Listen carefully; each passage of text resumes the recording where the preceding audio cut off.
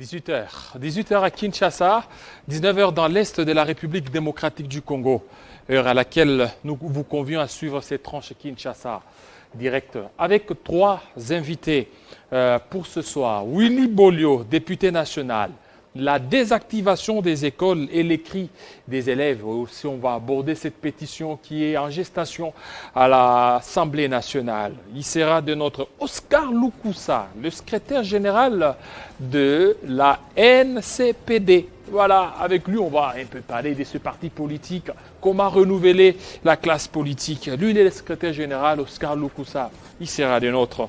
Et la déchéance de Richard Mouyège, les dessous des cartes, avec Mardoché Ntala. Voilà ce qui fera beaucoup plus l'acharpement de notre Kinshasa direct. Tout à l'heure, bien avant cela, nous avons Bédrine Kenge pour les grandes lignes. Bienvenue à vous, Bédrine. Merci. Les grandes lignes de l'actualité, c'est tout de suite.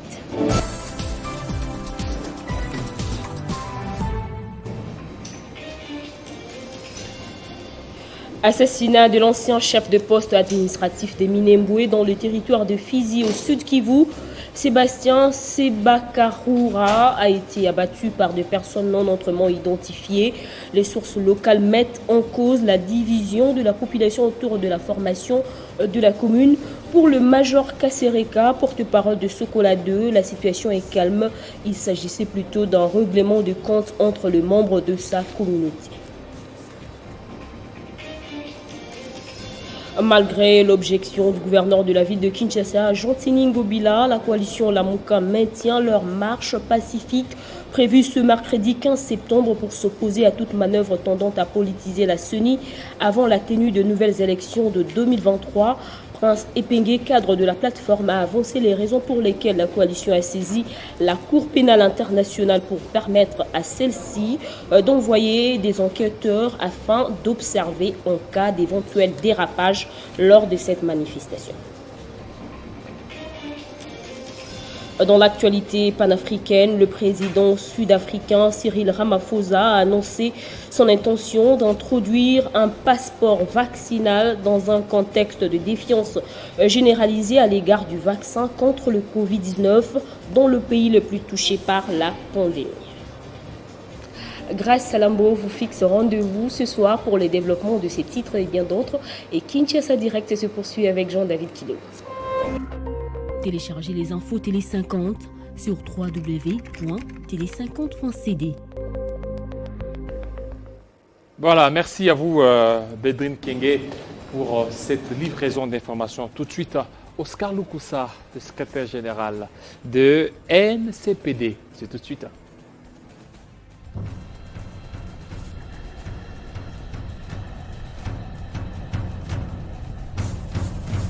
Joseph Kabila est dans un état d'esprit très serein.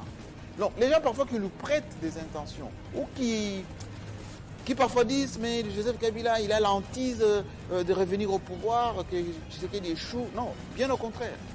La réussite de Félix Tshisekedi ferait du bien à Joseph Kabila parce que ce sera la continuation de ce que lui il a fait.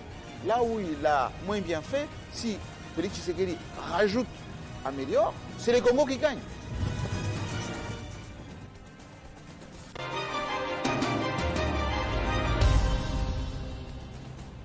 Voilà, nous allons parler du renouvellement de la classe politique.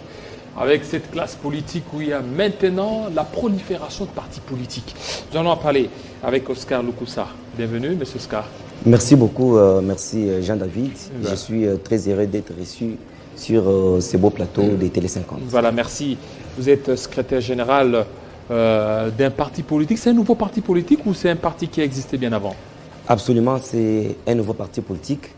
Et je commence d'abord par présenter mes excuses vraiment à tous les téléspectateurs qui nous suivent en ce moment. Bien que malade, quand même, je me suis efforcé de venir répondre présent à cette invitation. La NCPD, c'est un nouveau parti politique qui s'appelle Nouvelle classe politique pour le rétablissement de la dignité nationale. Donc, c'est un parti politique qui a une vision appelée Dimasco. Lorsque nous parlons de la vision Dimasco, nous voyons Dieu au milieu actif de la société congolaise. C'est ça Dimasco. C'est ça Dimasco. Donc, Dieu au milieu actif de la société congolaise. Nous avons estimé que plusieurs pays dans le monde qui ont émergé, ils ont associé les Christ dans la gestion de la Res Publica.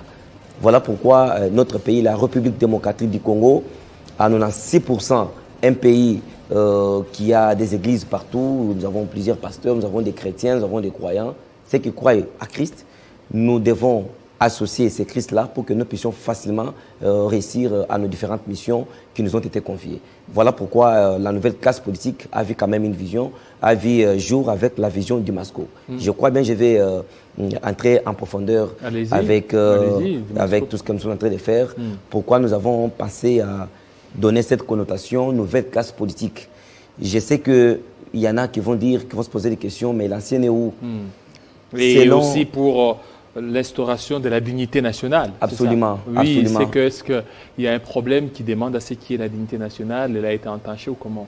Je sais que avec l'ancienne classe politique, là-bas, vous savez que les dirigeants que nous avons, ce sont des dirigeants entre guillemets nommés. Parfois, quand je parle des dirigeants, je ne fais pas allusion à un individu, mais je parle d'un système. Là-bas, il y a par exemple l'Occident qui s'impose en mettant ses propres personnes qu'il pourra facilement contrôler, qu'il pourra facilement gérer. Mais ces personnes-là ne seront pas redevables vis-à-vis de la population, vis-à-vis de la population congolaise, excusez-moi pour la tautologie, mais avec la nouvelle classe politique. Ça veut dire le peuple ou la population s'est choisi. La population s'est choisie d'elle-même ses propres dirigeants. Et ce sont des personnes qui doivent commencer à rendre des comptes à la population. Et ce sont des personnes qui doivent bénéficier d'une certaine légitimité. C'est ça, vous faites la différence entre l'ancienne classe politique et la nouvelle classe politique. Maintenant, la nouvelle classe politique que nous prenons, c'est une classe politique basée sur des valeurs. Ça veut dire on ne veut plus parler de toutes les antivaleurs, corruption, l'immoralité, les vols, les détournements, dans toutes ces formes. Nous, on mettra un point final à toutes ces antivaleurs. Voilà pourquoi vous savez que Lumumba, avec ses compagnons d'élite, avait déjà commencé ce combat de la sauvegarde de la dignité nationale. Lumumba a mené un combat, mais quand il est parti, ce combat-là ne peut pas passer comme ça sans pour autant avoir une bonne référence. Nous sommes venus avec un nouveau courant pour que nous puissions continuer ce que Lumumba avait déjà commencé. Donc la dignité nationale doit être préservée, doit être sauvegardée. Le Congolais doit garder toujours son identité originelle. Lorsque je parle de ça, quand vous allez faire le tour à travers le monde, vous comprendrez que les Congolais, c'est quelqu'un parfois qui n'a pas un minimum de respect à travers le monde entier. Vous pouvez prendre l'exemple de l'Inde, vous prenez l'exemple du Congo-Brazzaville, vous prenez l'exemple de l'Angola. Lorsqu'on veut refouler les Congolais, lorsqu'on veut malmener des Congolais, je vous dis c'est sans pitié. C'est comme des personnes qui manquent quand même celui qui peut émettre un point de vue par rapport à leur existence. Voilà pourquoi à ce stade, nous nous sommes dit, nous allons associer tous les chrétiens dans cette vision. Pour qu'ils viennent certainement vous accompagner. Effectivement. Ça veut dire nous ne pouvons pas nous servir encore de faux pasteurs.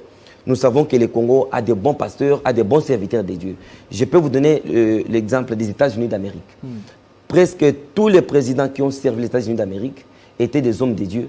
Si vous prenez, disons, en dehors de Kennedy et Joe Biden parfois, mais majorité, c'était des serviteurs de Dieu. Parmi eux, il y avait des pasteurs, il y avait des diacres, il y avait des personnes qui ont eu le temps de servir vraiment Dieu. C'est la raison pour laquelle nous avons dit que nous devons placer Dieu. Alors, ça se milieu trouve dans actif de quelle la société congolaise. obédience? Union sacrée, FCC? Vous savez, jusqu'à présent, nous avons passé un long moment en train de parler des individus, des intérêts mesquins, des intérêts personnels, sans pour autant parler du Congo. Et aujourd'hui, si nous allons choisir une obédience pour dire aujourd'hui, la NCPD et du FCC, de l'Union sacrée, de la Mouka, mais c'est quoi la place de la population congolaise? Nous ne devons beaucoup plus penser d'abord sur l'avenir de la jeunesse. Aujourd'hui, la jeunesse qui est rejetée à son triste sort. La jeunesse qui ne sait pas se réaliser. Donc nous ne pouvons pas, à ce stade, chercher des alliés pour dire nous devons aller du côté de la Mouka ou FCC ou Union sacrée. Nous ne sommes plus là.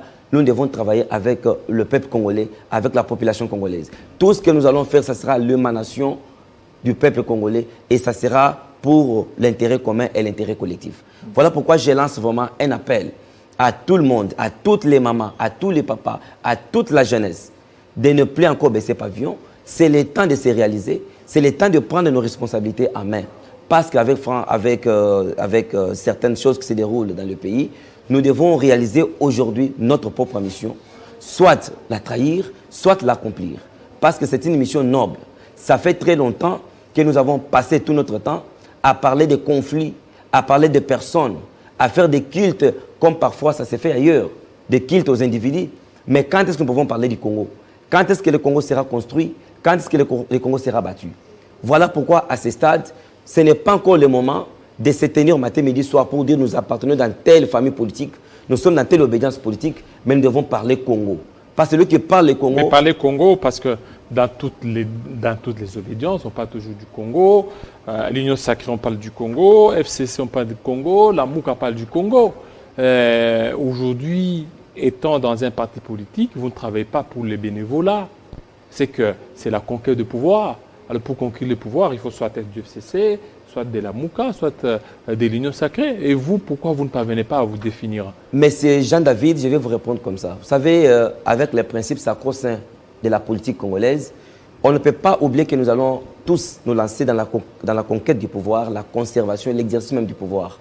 C'est ça aussi l'objectif primordial. Je pense que pour tous les partis politiques, on ne peut pas nier. Mais le problème qui est là, lorsque nous parlons du Congo, ça veut dire quoi? Vous savez, il y a un comportement très mauvais, parfois que les hommes congolais, que les hommes politiques congolais ont tenté de mettre en place. Vous savez, quelqu'un aujourd'hui qui crée un parti politique, après il ouvre vraiment le chemin vers l'Occident. Il commence à voyager vers l'Europe, vers l'Amérique, pour aller se chercher des partenaires.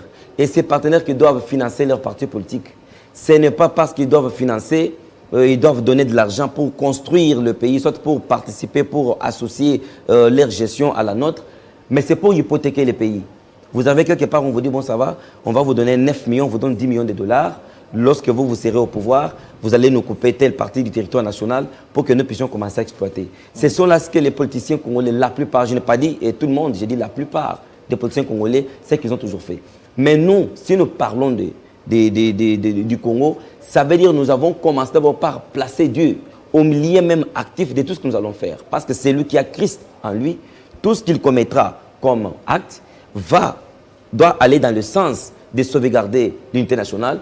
Et aussi, vous savez, lorsque nous allons associer Dieu dans tout ce que nous allons faire, même à l'est du pays, là où il y a des guerres, massacres matin, midi, soir, nous allons avoir à ce moment-là les institutions fortes que des personnes fortes.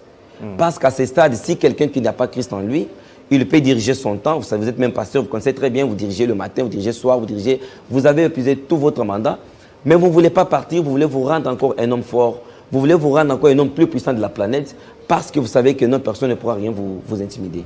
C'est la raison pour laquelle la NCPD lance vraiment un appel solennel à tout le monde de venir adhérer massivement, à tous les chrétiens, à tous les hommes de Dieu, à toute la jeunesse, tous les papas, toutes les mamans, de venir s'allier à nous afin que nous puissions amener le Congo au bon port et que ce combat nous appartienne à tous. Merci beaucoup, M. Oscar Lukusa, de votre passage. Certainement, nous vous aurons dans nos différentes éditions. Merci. Merci beaucoup. Voilà, nous allons parler cette fois-ci de la déchéance de Richard Mouyège. Qu'est-ce qui se cache? Est-ce que Fifi Masuka serait à la base de ce scénario?